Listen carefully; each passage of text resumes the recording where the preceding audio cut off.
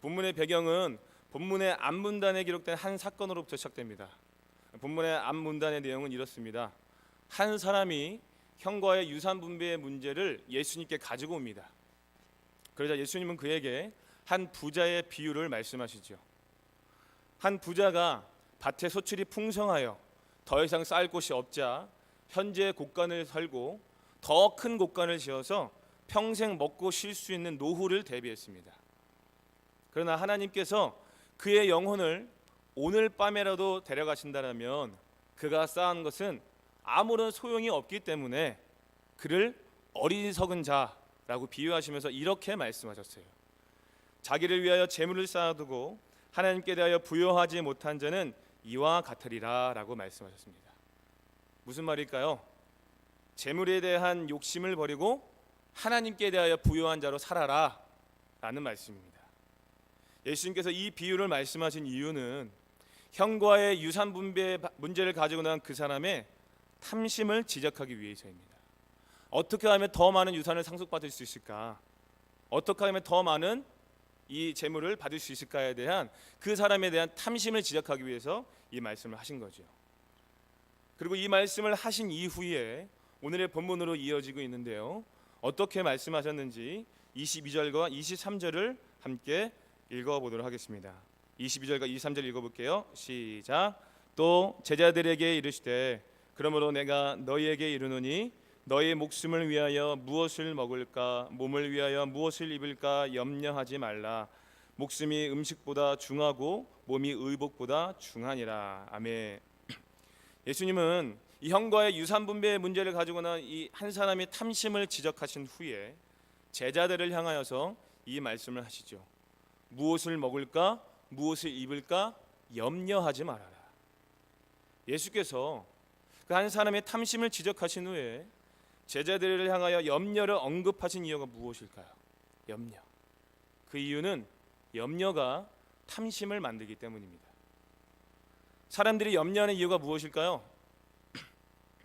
바로 우리의 존재 자체가 유한하기 때문입니다. 한 치 앞도 내다볼 수 없기 때문이죠.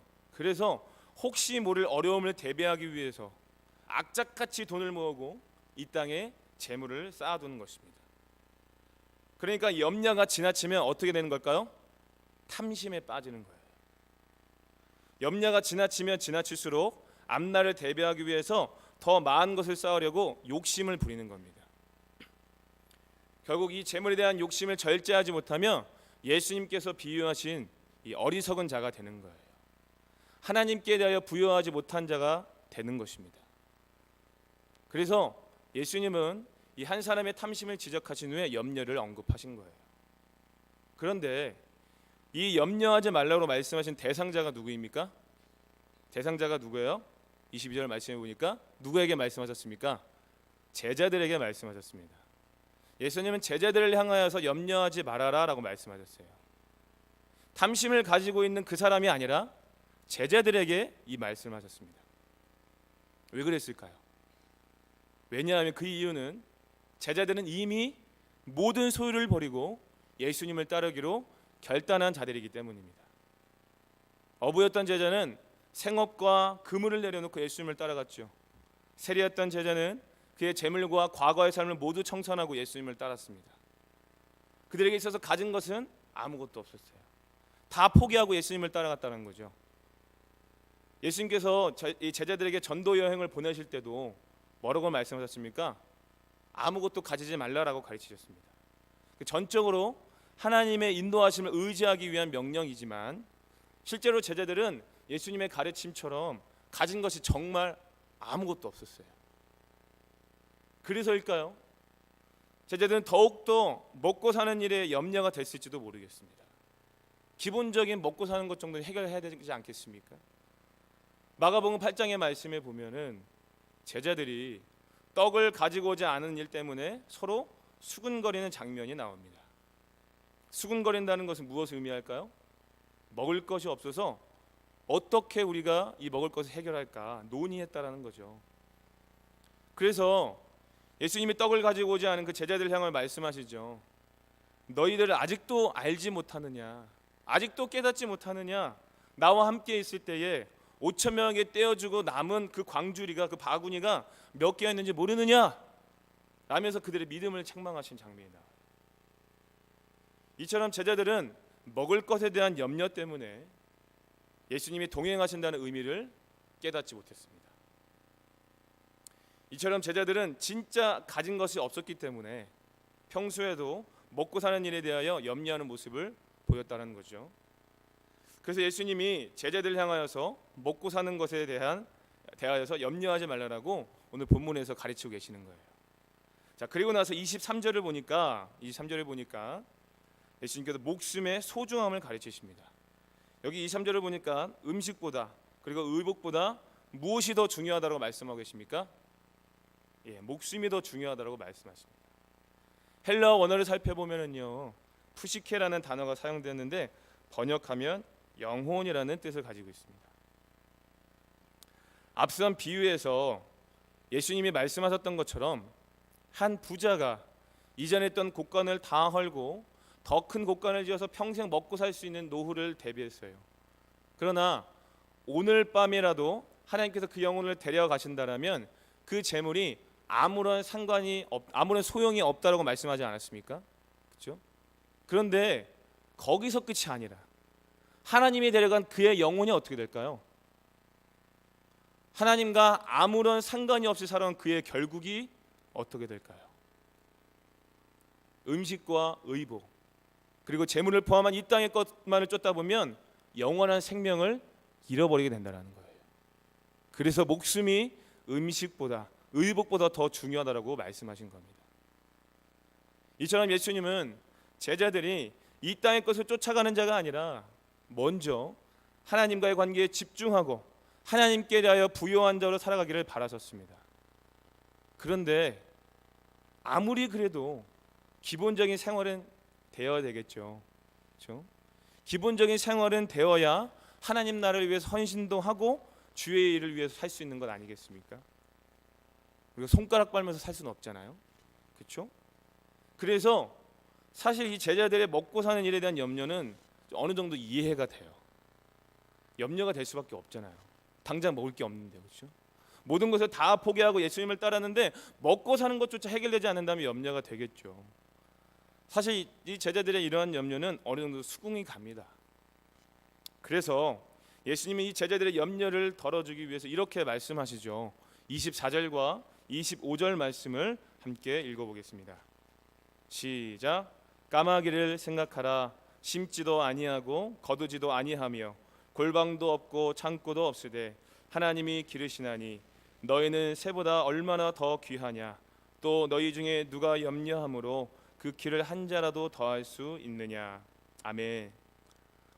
어느 누구도 까마귀와 공중에 나는 새를 거두지 않습니다. 그렇다고 해서 그것들은 사람처럼 먹고 사는 문제를 위해 골방이나 창고를 만들지 않습니다. 왜 그렇습니까? 하나님이 그것들을 다 길러주시기 때문이에요. 자, 그런데 그러한 것들보다 너희가 더욱 어떤 존재라고 이야기하고 계십니까? 더욱더 귀한 존재라고 지금 말씀하고 계신 거예요. 까마귀와 공중에 나는 새도 하나님이 알아서 다 길러주시는데 그것들보다 더 귀한 존재인 너희를 그냥 두고 보시겠냐는 겁니다. 하나님께서 그분의 섭리로 다 책임져 주신다는 거예요. 그러니까 염려하지 말라고 말씀하신 겁니다. 염려한다고 해서 너희의 생명의 길이가 한 자라도 늘어나는 것이 아니다라는 거예요. 그러면서 26절에서 뭐라고 말씀하십니까? 26절 한번 읽어볼게요. 26절입니다. 시작.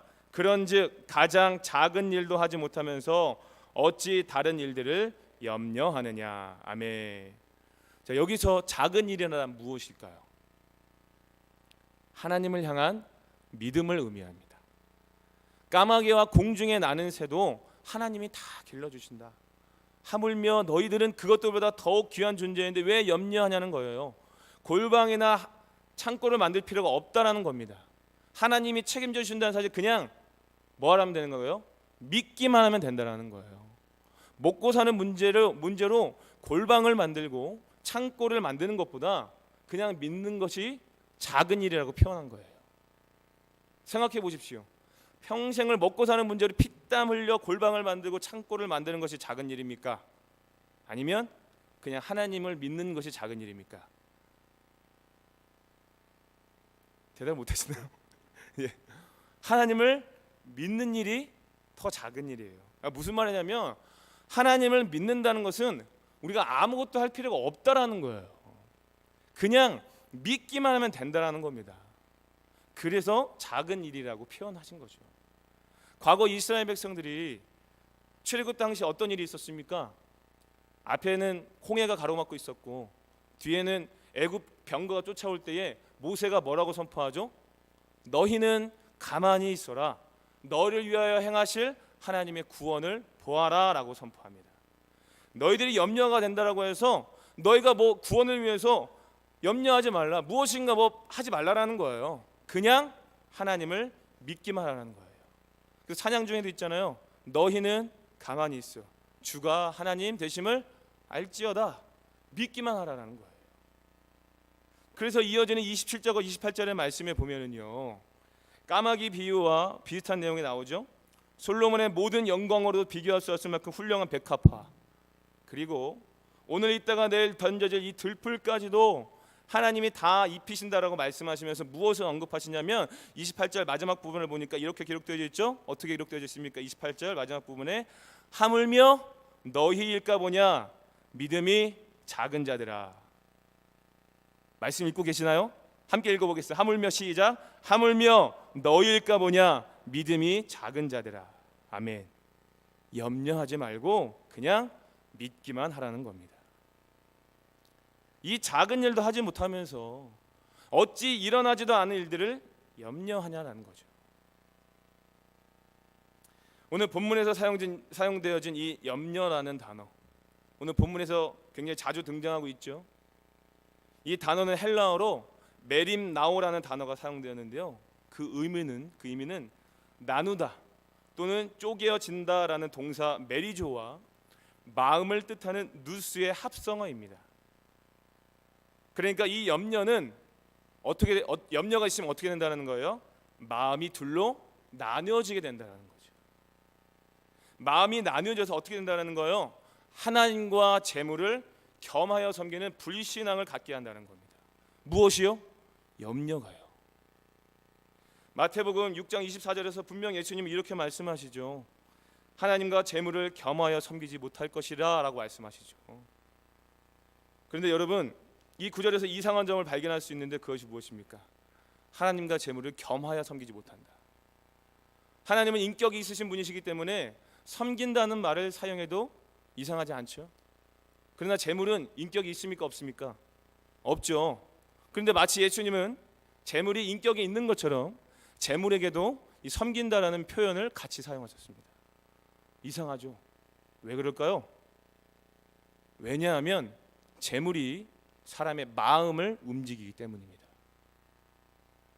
돈을 다스려야 되는데 돈이 우상이 되어서 돈에 끌려가는 거예요. 그러니까 이 재물에 대한 염려라는 것이 제자들의 마음을 흔드는 아주 악한 것이기 때문에 예수님께서 제자들에게 염려하지 말라고 가르치면서 무엇을 강조하신 거예요? 믿음을 강조하신 거예요. 까마귀도 백합화도 들풀도 하나님이 다 기르시고 입히신다. 그런데 너희들은 그것들보다 더욱 존귀한 자들이니 염려하지 말아라. 하나님을 믿어라 라고 말씀하신 겁니다. 그러면서 예수님은 제자들에게 더욱 확실하게 하나님을 향한 믿음을 심어주고 계시는데요. 우리 말씀을 통해서 확인해 보겠습니다. 29절부터 31절을 함께 읽어보겠습니다. 시작. 너희는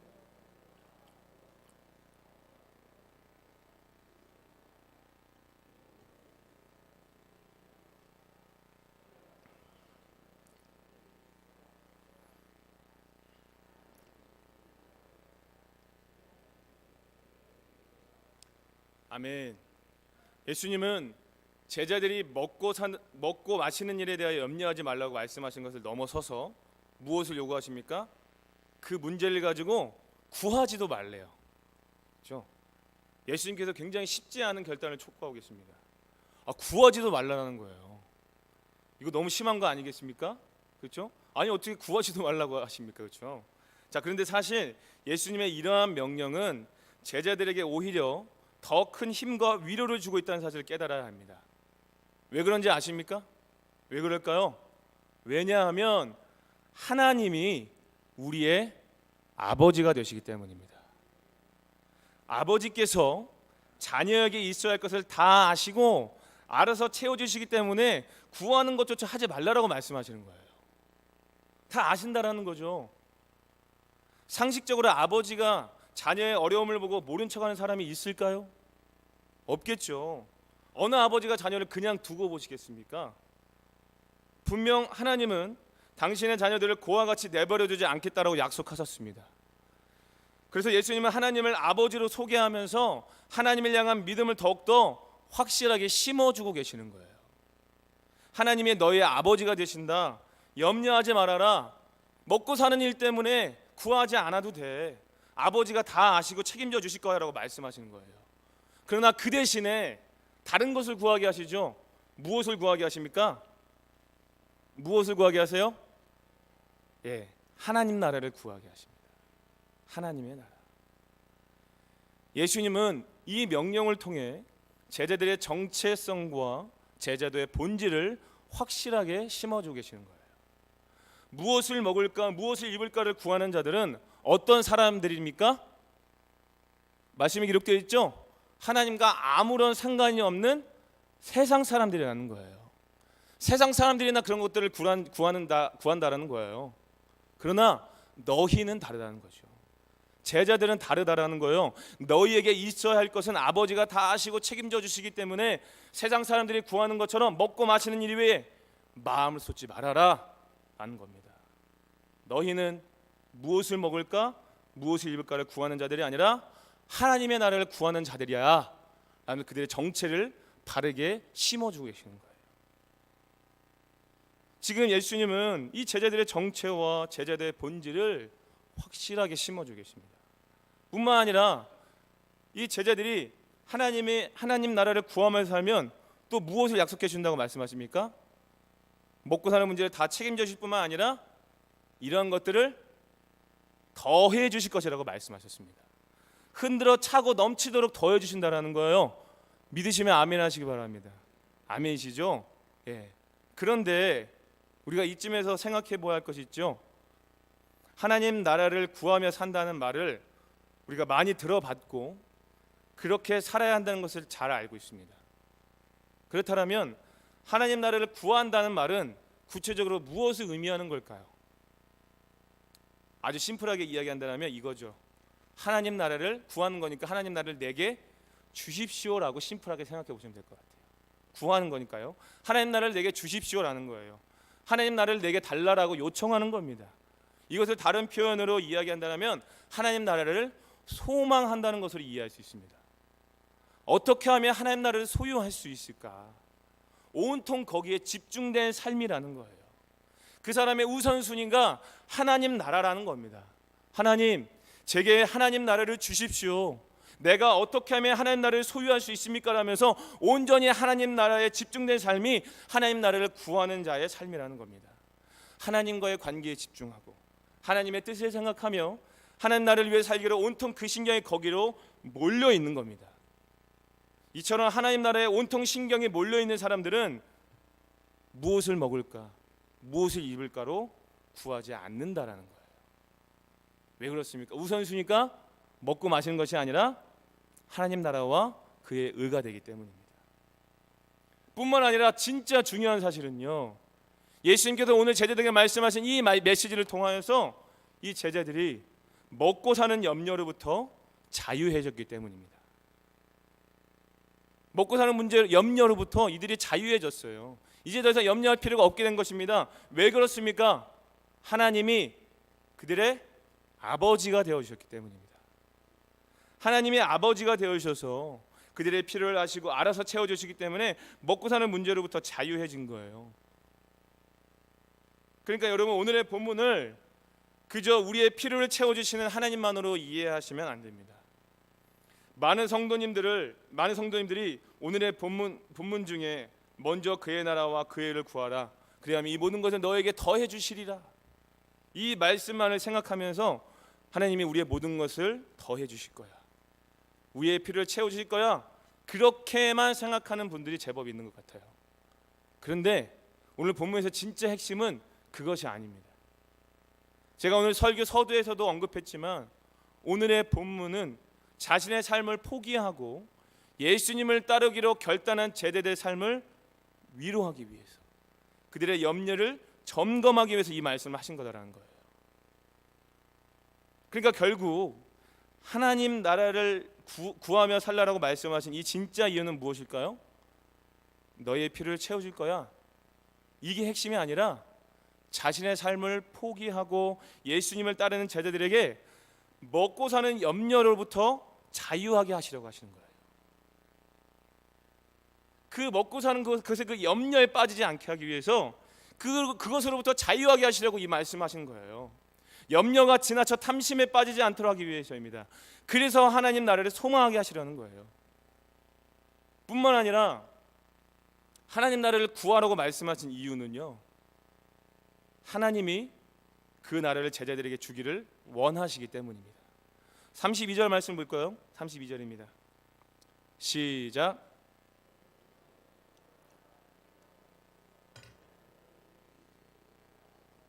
아멘. 여기서 적은 무리는 예수님의 제자들을 의미합니다. 이 말씀을 하시는 대상자가 바뀐 것이 아닙니다. 예수님을 따르는 무리들은 많았지만 자신의 모든 것을 포기하고 예수님을 따르는 자들, 다시 말하면 진짜 제자들은 적었기 때문에 적은 무리라고 표현하신 거예요.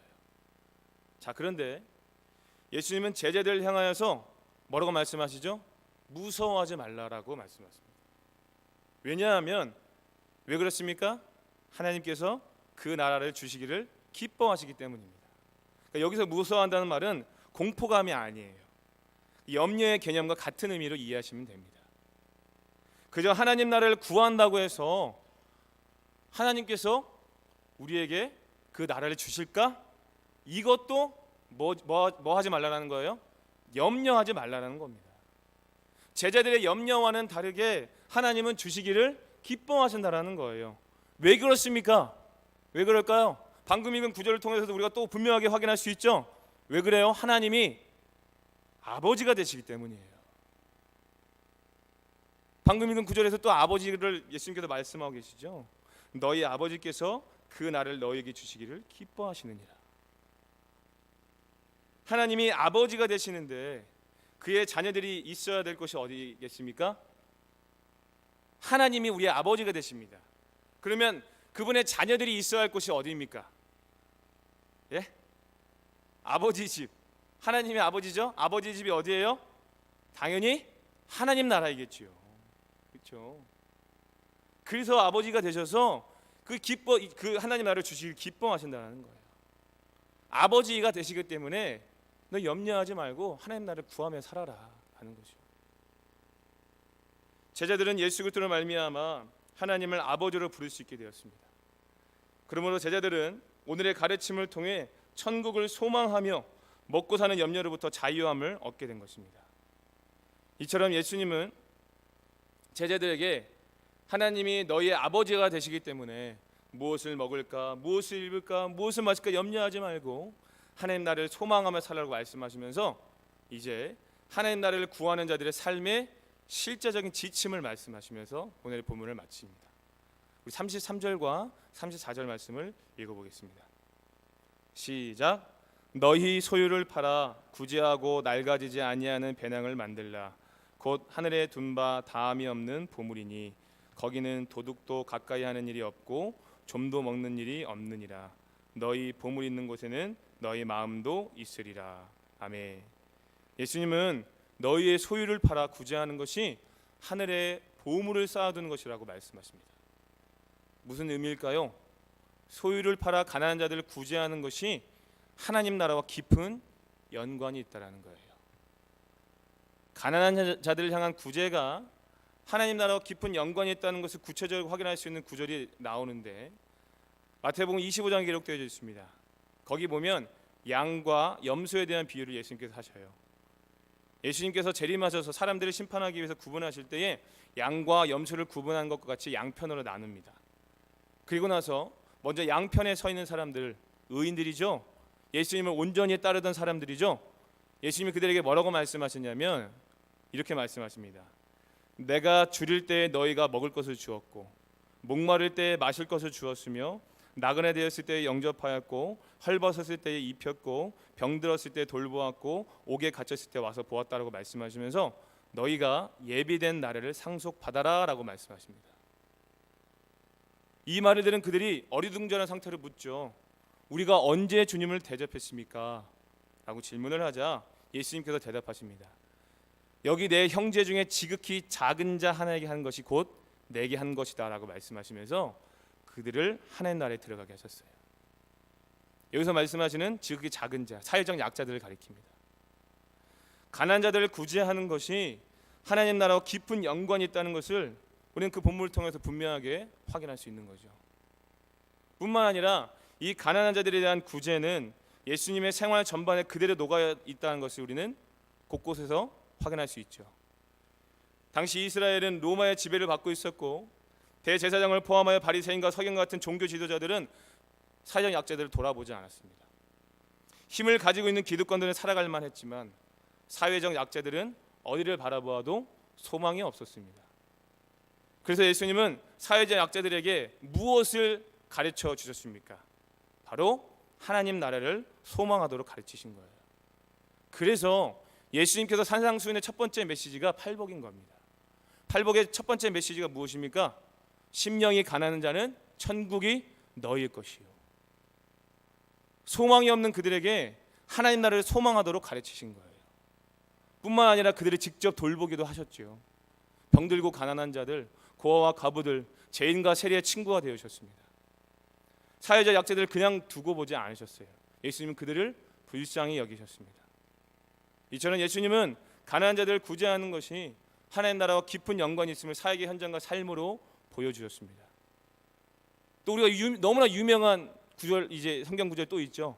마태복음 19장에 보면 부자 청년의 내용이 나옵니다. 그 부자 청년이 예수님께 찾아와서 이렇게 질문합니다. 내가 어떻게 하여야 영생을 얻을 수 있겠습니까? 그래서 예수님이 대답하죠. 너희가 성경에 기록되어 있는 그 계명을 다 지켜라. 그래서 청년은 내가 그것들을 잘 지켜왔습니다. 아직도 내게 부족한 것이 무엇입니까? 라고 묻자 예수님이 말씀하시죠. 네 소유를 팔아 가난한 자들에게 주어라. 그리하면 하늘에서 보화가 내게 있으리라. 그리고 와서 나를 따르라 라고 말씀하십니다. 분명 예수님의 가르침을 통해서도 하나님 나라가 구제하는 것과 깊은 연관이 있다는 것을 우리는 확인할 수 있습니다. 자, 그런데 여기서 드는 의문은요, 단순히 구제라는 행위 자체가 하나님 나라와 연관이 있다는 것이 아니라는 것을 깨달아야 됩니다. 사실 너희의 소유를 팔아 구제하라는 이 가르침의 핵심은요, 34절의 말씀을 이해할 때 좀 더 확실히 알 수 있습니다. 34절을 보십시오. 예수님께서 뭐라고 말씀하십니까? 너희 보물이 있는 곳에는 너희 무엇이 있다고요? 마음이 있다고 말씀하셨습니다. 무슨 말입니까? 너희가 보물이라고 생각하는 곳에 마음이 있다라는 거예요. 사람의 행동 방식은 마음의 어떠함을 따라서 나옵니다. 정말로 가치가 있다고 생각하는 그곳에 마음도 있고 행동도 따라간다라는 거예요. 하나님 나라를 진짜 보물로 생각한다라면 예수님의 가르침에 순종하여 자기의 소유를 팔아 구제하는 일에 쓸 수 있다라는 거예요. 구제하는 것이 하나님 나라와 깊은 연관이 있기는 하지만, 그런데 진짜 핵심은요, 구제하는 행위 자체가 아니라 하나님 나라를 진짜 보물로 생각하는 그 사람의 마음가짐, 하나님 향한 믿음이 진짜 핵심이다라는 거예요. 그러한 믿음, 그러한 마음가짐이 있다라면, 그 마음이 있다면 예수님의 가르침에 순종하여 자기의 소유를 팔아 구제하는 일을 할 수 있다라는 거예요. 행위가 중요한 것이 아니다라는 겁니다. 마태복음 13장에서도 예수님은 하나님 나라의 비유를 말씀하시는데 이 하나님 나라를 밭에 감추인 보화라고 소개하죠. 한 사람이 그것을 발견한 후에 어떻게 합니까? 어떻게 해요? 기뻐하며 돌아가 자기의 모든 소유를 다 팔아서 그 밭을 사버립니다. 그 밭이 뭐라고요? 하나님 나라라는 거예요. 지금 예수님은 제자들의 삶이 그러해야 한다고 말씀하신 겁니다. 하나님의 나라가 너에게 진짜 보물이 되어야 한다고 말씀하시는 거예요. 그래야 하나님 나라를 구하는 일에 모든 소유, 아니 전 생애를 쏟으며 살아갈 수 있다라는 거예요. 그러니까 중요한 건 구제 안의 행위 자체가 중요한 것이 아니라 우리 마음이 더 중요하다는 거예요.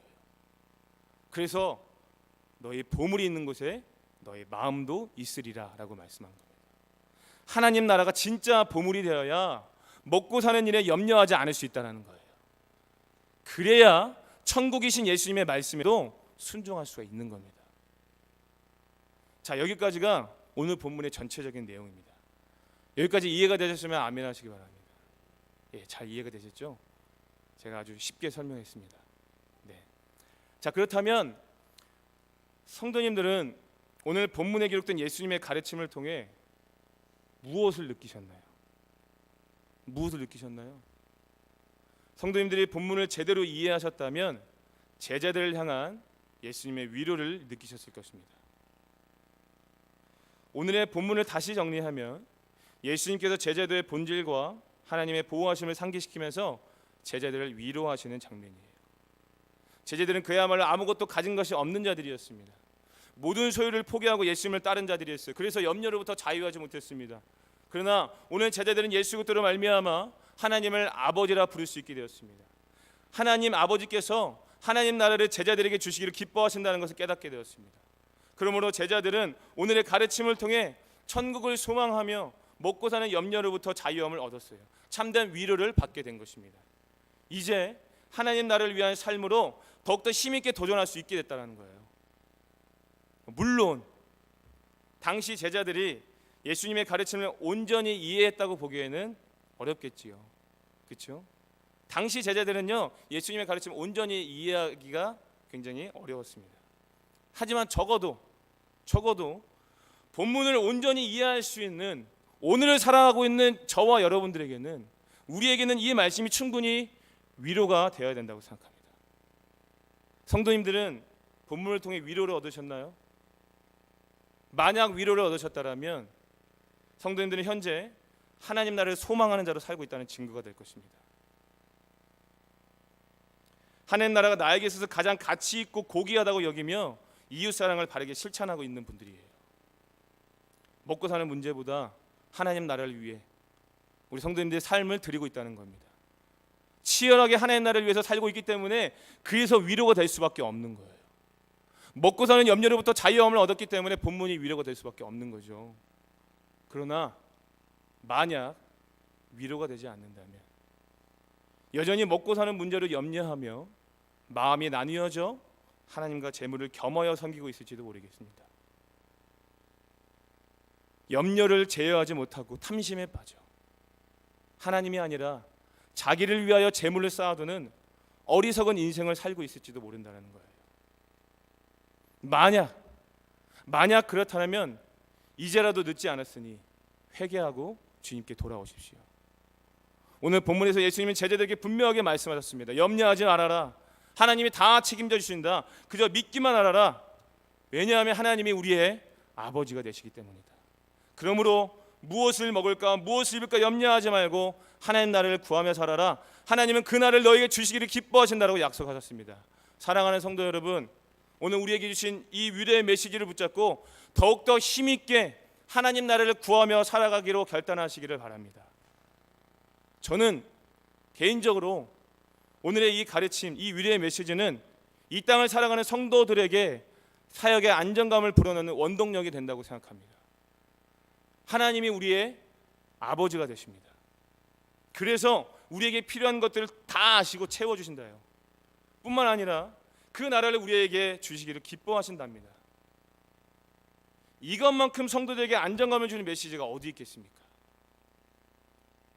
성도의 안정감은 세상에 있는 것이 아니라, 재물이 아니라 하나님과 그 나라입니다. 믿으십니까? 정말 믿으십니까? 예수님은 너희 보물이 있는 곳에 너희의 마음도 있다고 말씀하셨어요. 성도님들은 지금 무엇에 안정감을 느끼고 계신가요? 하나님 나라입니까? 재물입니까? 이 위로의 메시지를 받았음에도 불구하고 여전히 재물에 안정감을 두시겠습니까? 반드시 점검해 보시기 바랍니다. 나에게 안정감을 주는 것은 무엇인가? 내가 그것을 바라보았을 때 내가 내 마음이 참 평안하고 자유함을 얻을 수 있는 그 안정감이 무엇인가? 지금 나에게 안정감을 주는 그것이 성도님들에게 보문이라는 거예요. 바라옵고 원하기는 성도님들의 안정감을 느끼는 그 보물이 하나님 나라가 될 수 있기를 주님의 이름으로 축복합니다.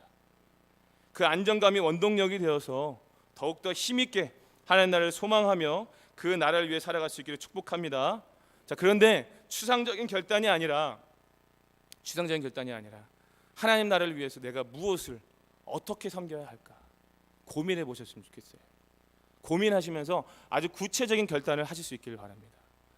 하나님께서 우리의 결단을 기억하시고 우리를 하나님 나라의 확장을 위해 귀하게 사용하실 줄로 믿습니다.